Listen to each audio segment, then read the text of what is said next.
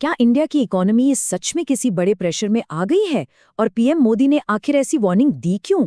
Welcome to मेगामाइंड academy, जहां हम economy और करंट अफेयर्स को बिल्कुल सिंपल तरीके से समझते हैं।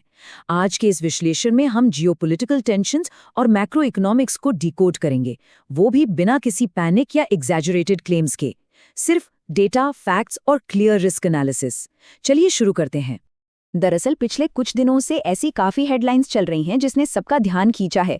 प्राइम मिनिस्टर ने इकोनॉमी और हमारी डेली हैबिट्स को लेकर कुछ ऐसी स्टेटमेंट्स दी हैं जो सुनकर लोगों को सीधा कोविड-19 वाले दिनों की याद आ गई। तो आखिर इस वार्निंग के पीछे का रियल इकोनॉमिक रिस्क एनालिसिस क्या कहता है, आइए इसको ऑब्जेक्टिवली समझते हैं। आज के इस विश्लेषण में हम इन 6 पॉइंट्स पर बात करेंगे। पहले पीएम की वार्निंग, फिर स्ट्रेट ऑफ हॉर्मूज का मुद्दा, कच्चे तेल का इम्पैक्ट, सोना और रुपया, ग्लोबल हालात बनाम इंडिया और आखिर में आरबीआई के कदम। सेक्शन 1, पीएम मोदी की वार्निंग। समझते हैं कि इस कॉन्टेक्स्ट में एग्जैक्टली क्या कहा गया था। हाल ही में हैदराबाद की एक पब्लिक रैली में पीएम ने देश के लोगों से कुछ वॉलंटरी चेंजेस की अपील की थी, जैसे वर्क फ्रॉम होम को वापस से अपनाना, विदेश यात्रा थोड़ी कम करना, शादियों में गोल्ड परचेज को फिलहाल डिले करना, पर्सनल व्हीकल्स और फर्टिलाइजर्स का यूज घटाना। सुनने में ये सब बिल्कुल पेंडेमिक एरा प्रिकॉशंस लगते हैं, राइट? देखने में ये छोटी छोटी इंडिविजुअल चॉइसेस लग सकती हैं, लेकिन इनका डायरेक्ट कनेक्शन हमारे नेशनल रिजर्व से जुड़ा है। और इसका रूट कॉज डोमेस्टिक पॉलिटिक्स में बिल्कुल नहीं है, बल्कि हमारे इंटरनेशनल बॉर्डर्स के पार है।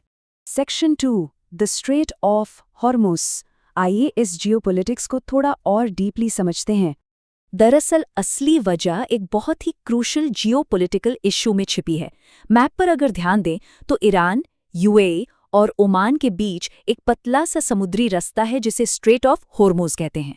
ये सिर्फ 34 से 35 किलोमीटर चौड़ा एक स्ट्रेटेजिक चोक पॉइंट है। जब यूएस, इजराइल और ईरान के बीच मिलिट्री टेंशन्स बढ़ी तो इसी स्ट्रेट को ब्लॉक करने की प्रेशर टैक्टिक्स यूज की गई ताकि ग्लोबल सप्लाई चेन्स डिसरप्ट हो सके। अब इस पतले से रास्ते पर पूरी दुनिया कितनी डिपेंडेंट है, ये जानना बहुत जरूरी है। दुनिया भर का लगभग 20 से 25% ऑयल, फर्टिलाइजर्स बनाने वाला 30% अमोनिया और सल्फर और लगभग 20% जेट फ्यूल यहीं से पास होता है। सोचिए, अगर इस एक रास्ते पर थोड़ी सी भी रुकावट आती है तो पूरी दुनिया की एनर्जी और एग्रीकल्चर सप्लाई चेन बुरी तरह हिल सकती है। तो अब आते हैं सेक्शन 3 पर, क्रूड ऑयल और इन्फ्लेशन का लिंक। दुनिया पर असर तो पड़ ही रहा है, पर इंडिया की इकोनॉमी पर इसका क्या असर होगा?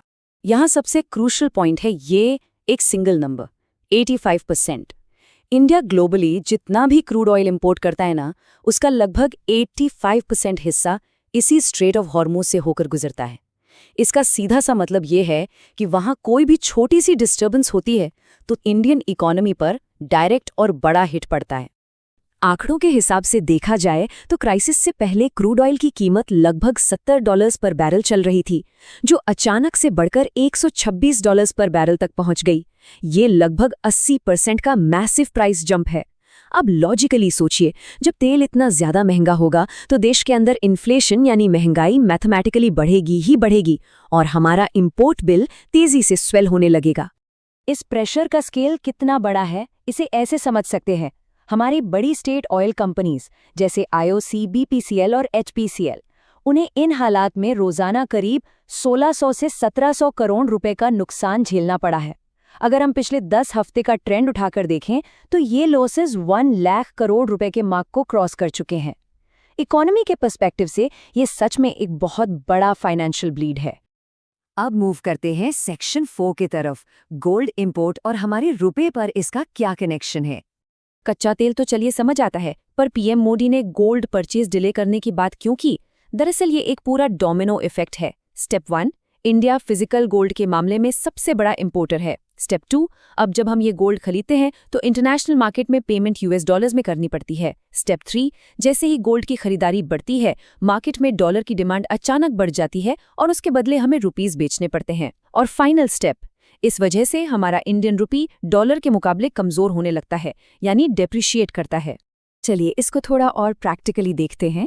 क्रूड ऑयल देश को चलाने के लिए एक एब्सोल्यूट नेसेसिटी है, एक मजबूरी है, लेकिन फिजिकल गोल्ड खरीदना एक वॉलंटरी चॉइस है।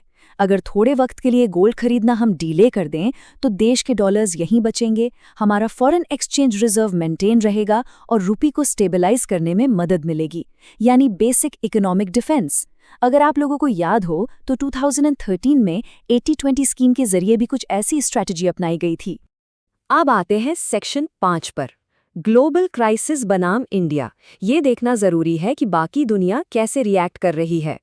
क्या ये सिर्फ इंडिया की प्रॉब्लम है? बिल्कुल नहीं, ये पूरी तरह से एक इंटरनेशनल मैक्रो इकोनॉमिक शॉक है।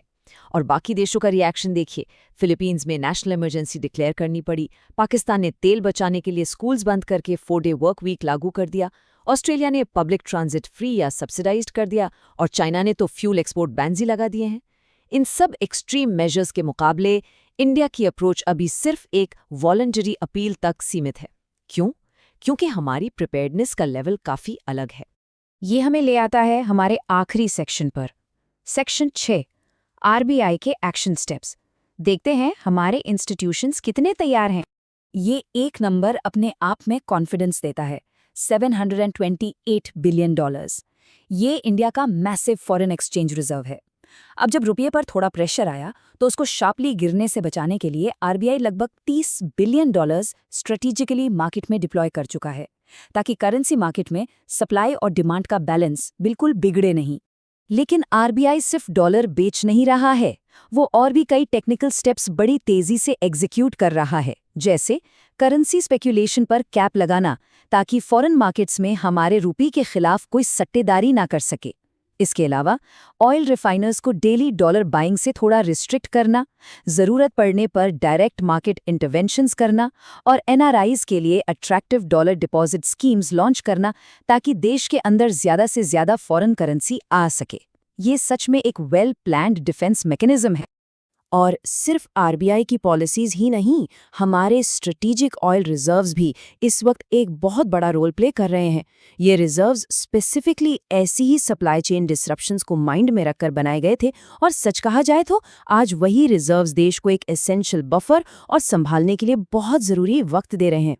तो इस पूरे इकोनॉमिक रिस्क एनालिसिस का कंक्लूजन इस एक सिंपल लाइन में छिपा है। हर वार्निंग क्राइसिस नहीं होती, कई बार वो सिर्फ प्रिपेयर्डनेस का सिग्नल होती है।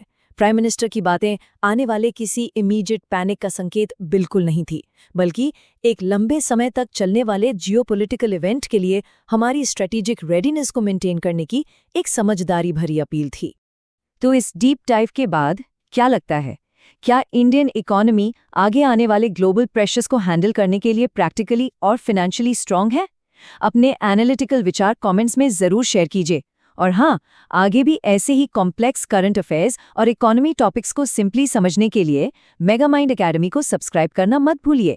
कीप लर्निंग, स्टे प्रिपेयर्ड और मिलते हैं अगले विश्लेषण में।